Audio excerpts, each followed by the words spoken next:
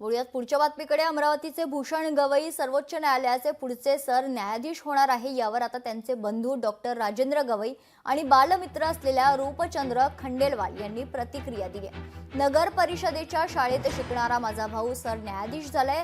त्यांची जिद्द चिकाटी मेहनतीमुळे सर्व शक्य झाल्याचं भूषण गवई यांचे लहान बंधू डॉक्टर राजेंद्र गवई यांनी प्रतिक्रिया दिली। तर छोट्या छोट्या गोष्टीची आठवण ते ठेवतात, याचा अभिमान वाटतो असं त्यांचे बालमित्र रूपचंद्र खंडेलवाल यांनी म्हटलंय।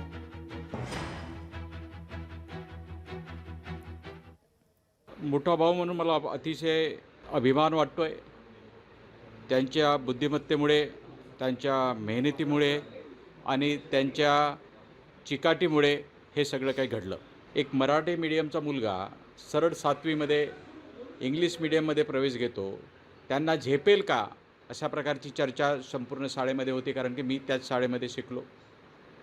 परंतु त्यांना झेपलं आणि त्याचबरोबर पहिल्या क्रमांकाने ते पास झाले।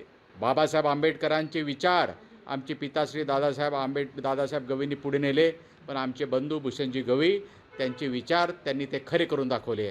त्यांच्या या कारकिर्दीला मी यश चिंतितो। श्री भूषण गवई आज देशाचे सरन्यायाधीश होत आहे, त्याबद्दल आम्हाला खूप आनंद होत आहे। अत्यंत मनमिळाऊ व खूप साधेपणाने राहणारे त्यांची शिकवण होती लहानपणापासून। ते उच्च पदावर असताना ते लहान लहान गोष्टीची आठवण ठेवतात आणि गरीबचे गरीब माणसाला ते मदत करतात। नेहमीच असे किती प्रसंग आहे माझ्याकडे त्याचे की ते खूप लहान लहान गोष्टीकडे त्यांचं खूप बारीक लक्ष असते। आफ्टरनून फोकस मध्ये घेत आहोत एक छोटासा ब्रेक, लगेचच परत येतोय।